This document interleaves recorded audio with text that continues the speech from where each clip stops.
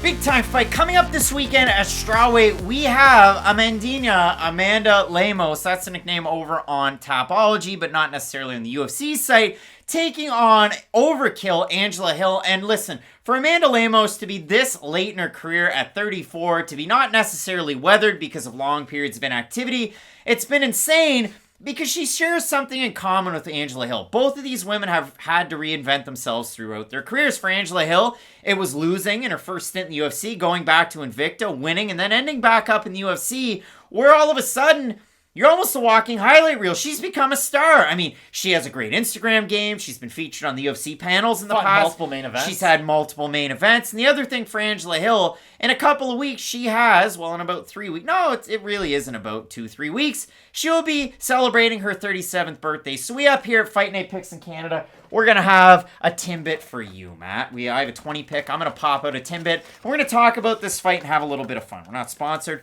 I'm going to have a chocolate glaze. Would you like one? I prefer the regular honey ones, but yeah. Those ones are gross. But, Matt, when I focus on this fight, Angela Hill, very volume-centric. I said something once upon a time that was considered as blasphemy by MMA fans, and the fact that I said that Angela Hill was going to out Muay Thai Loma Lookboonmee. Because she didn't. People said I was crazy, but listen, she did a great job in that fight, and it was a wonderful win for her. But if you look at the 5-on-in, a win over Loma Lookboonmee, a loss to Claudia Gadelha by split decision, that was a really close fight. That's one of those ones where Craig always picks the opposite in the split. One was just as close, though. Very close. Lose the split to Michelle Waterson, same deal. Beats Ashley Yoder, and then her last time out, lose to Tisha Torres, another fighter in this division who's had to reinvent themselves. But for Amanda, the crazy thing is the reinvention. She loses to Leslie Smith 4 years and 4 months ago. She went in there, we reference him all the time, Julian Lane type of fight, let me bang, bro. But the craziest thing is, that fight was a bantamweight. Like, no one's gonna... Some of you might not know who Leslie Smith is, to be completely honest, because it has been a little while since she was a UFC fighter. But I brought this comparison up earlier. She's kind of like Brandon Jennings, where, like, she wasn't an all-star level fighter. She wasn't really in main events, although she did fight Chris Cyborg. But if you were lucky enough to be there to witness her fight, it was something special. And even now over in Bellator, like, if you see Leslie Smith is going to fight, check it out. She's got great volume, a very aggressive style. Good elbows. Great elbows. And the Lemos fight really showed you, okay, what the best version of Smith was. But it did sort of lay the groundwork for how special Lemos could be if she ever did find her weight division. And I do think Lemos, I always reference Jessica Ai when I say this. I think she did find her weight class. Because remember Jessica Ai, she was...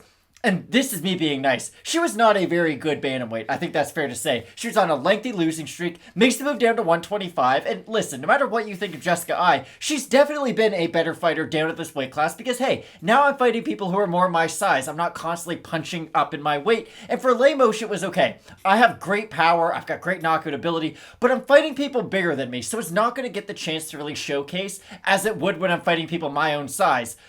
Amanda Lemos at 125 pounds is one of these, at 115 pounds, is one of the scariest, I would say, pound-for-pound strikers in the UFC. So she takes over 2 years away, almost 2.5 years, then fights Miranda Granger.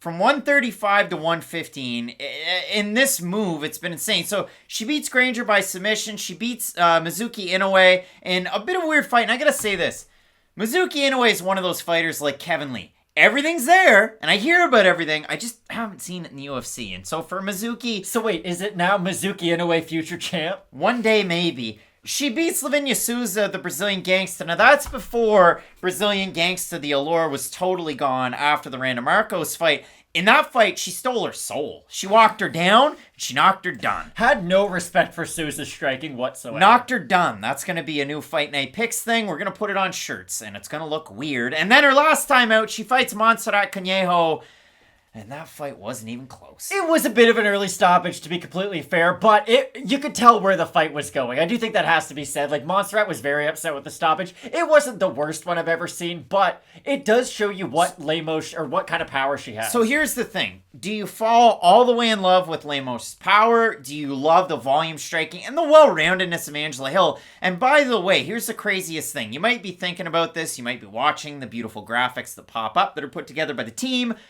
Well, the two of us. When you look at this, I would have thought Angela Hill, she's got to be 6 inches taller in this matchup. She's actually listed as the shorter fighter. I found that incredibly amazing.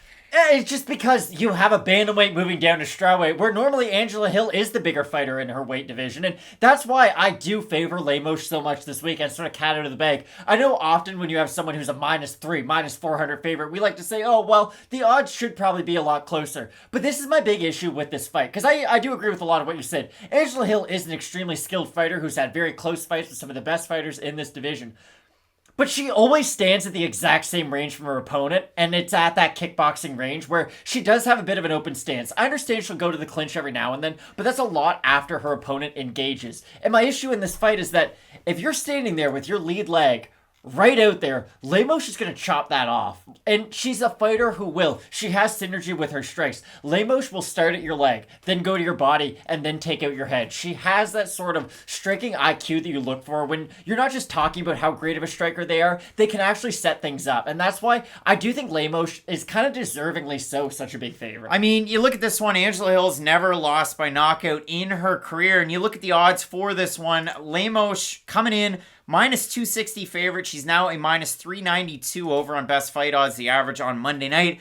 For Angela Hill, open to +220. She's +299. If we look over on Tapology, 855 total votes, 87% Lemos, 67% by decision for the 13% that have Hill, 81% by decision.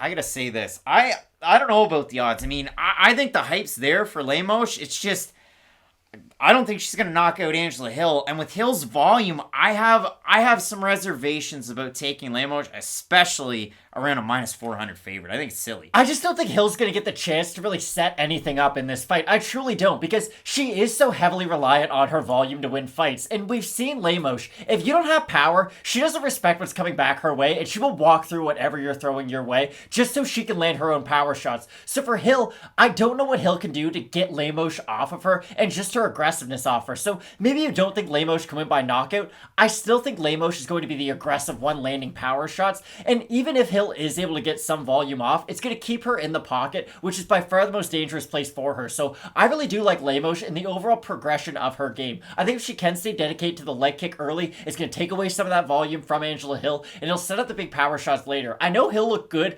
oddly enough, against Jessica Andrade, who has big power in this division, and Hill even dropped Andrade. Highly recommend going back and watching that fight. It happened like 6 years ago.